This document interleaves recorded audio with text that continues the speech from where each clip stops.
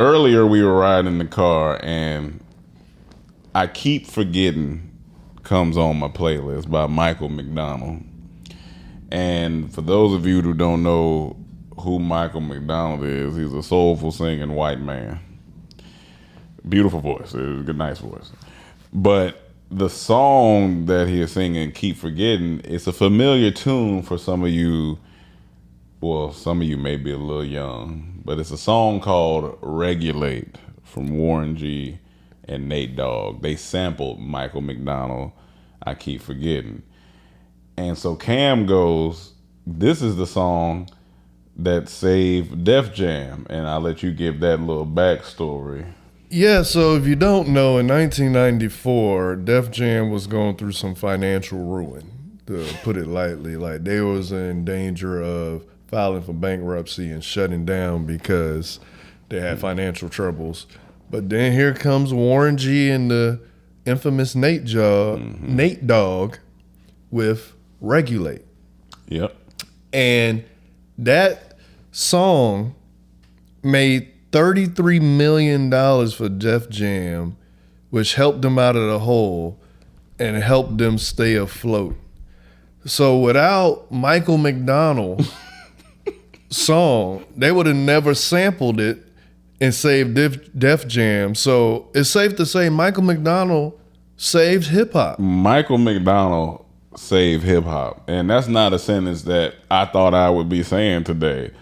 But essentially, if his creativity, this is a deeper conversation than this. Mm-hmm. Stop playing with your dreams. You could save hip hop today as it is. You could save hip hop. You playing around. If Michael McDonald just woke up that day that he was supposed to go record, he'd be like, I don't feel like going today. Maybe that idea doesn't happen. Def Jam would have folded. There'd been many artists that you had never heard of, probably never made it or got to as big as they got because of Def Jam. Def Jam Vendetta. We wouldn't have had Def Jam Vendetta. Nope. That was a solid game. Nope. That was a solid game. So I think that's the deeper thing in this is like, don't play with your creativity, man. If you got that idea, put it out. What's one of our favorite quotes is, your procrastination is blocking someone else's blessing. Yeah. I mean, you don't want to block somebody else's blessing. So, and also fun fact. Michael Mick. Shout out to Michael Fun Mick. fact about that song, on the song, there's a part in there where you hear a woman's voice help sing it with the background vocals. So come to find out, his sister had came to the studio and she was a singer. And he was like, hey man, put some background vocals on here. And I'm gonna get somebody else to cover it. I want you to cover it and then we'll get somebody else to redo it. And he just left his sister on there. So sister got paid. Miss McDonald. You know what I'm saying? Family getting paid, that's how you do it. That's how you do it. You keep it all in the family. And Regulators still play on the radio to this day. So if he owned them masters on that record, he getting to it. He ain't got to work. On the way up here, we heard Regulators on the radio about 5 times. I'm talking about they were playing it deep, and we listen every time. It's just a good song. It's a good song. Now let's go even deeper into the song.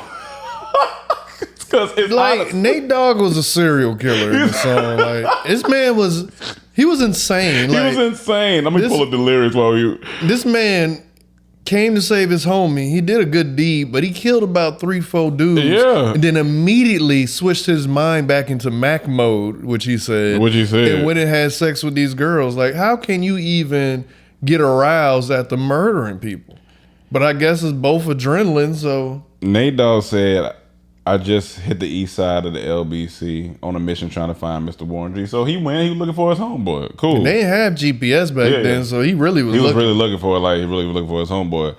Seen a car full of girls, ain't no need to tweak. All you skirts know what's up with the 213. So y'all know us, so y'all seen him around the block. Y'all know what it is. You know he killed. So, and then Warren G said he hooked the left on 21 and Lewis, some brothers shooting dice. So he said, let's do this. Now let me break that down.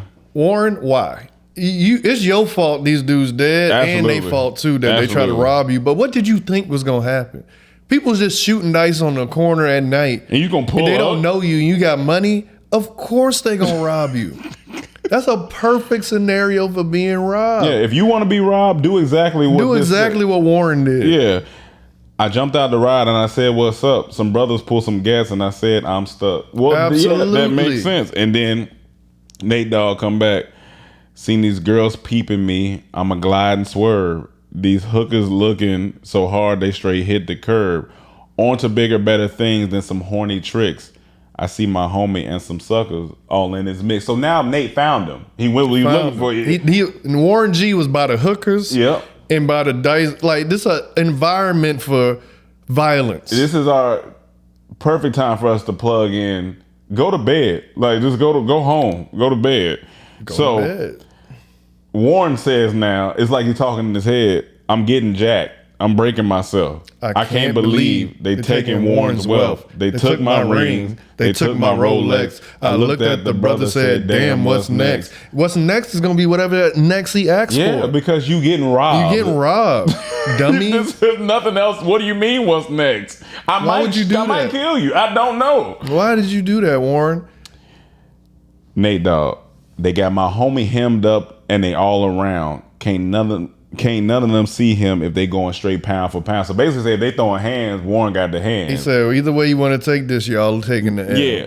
He said they want to come up real quick before they start to clown. I best pull out my strap and lay them busters down. Now, granted, it's self-defense at this point. You see your homeboy. I don't know. I mean, because you coming to the danger. Well, you coming to the that's true. They ain't coming to you. So he you can just break it up first. Warren G, if he starts shooting, maybe get some self-defense. Nate Dogg said, I'm not thinking about it. I'm just... Yeah, coming. I'm shooting.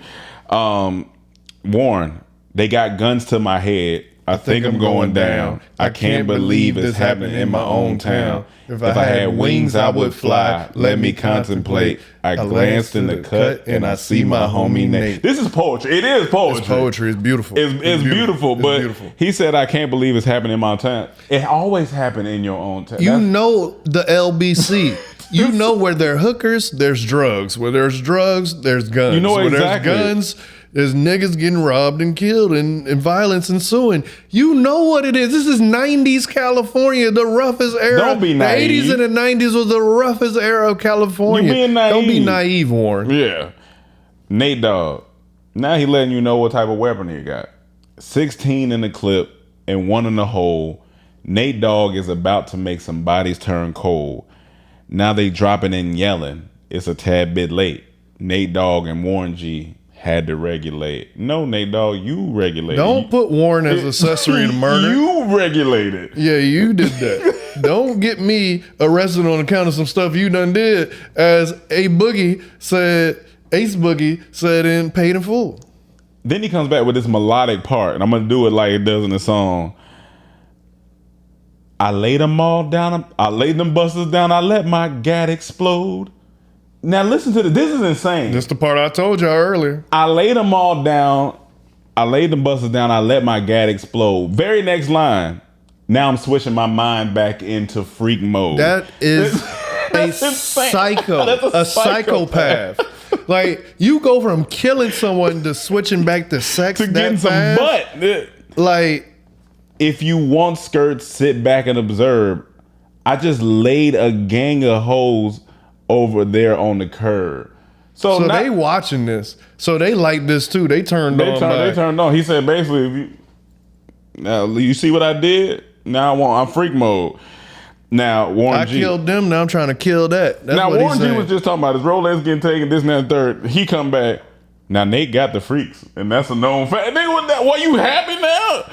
Before I got Jack, I was on the same track. So he was. Look, maybe a near-death experience make you appreciate life and want to procreate now. And he has more reason to do this than Nate. And that's fair. He think about this is the whole reason I came out tonight, because I wanted to get some skirts. And he says, back up, because it's on NATE and me, the Warren to the G.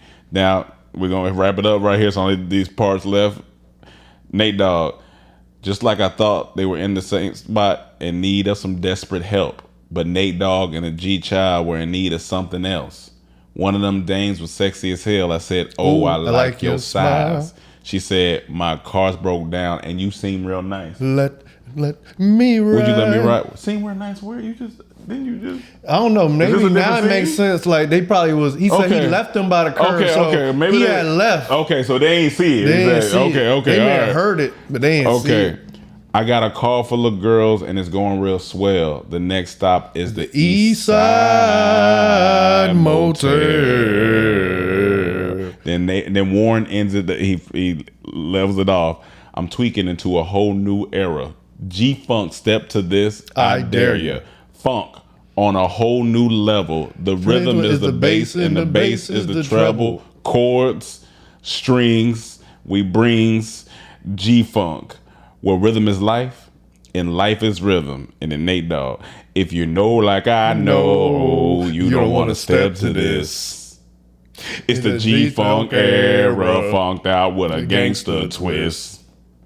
If you smoke like I smoke, then you're high like every day.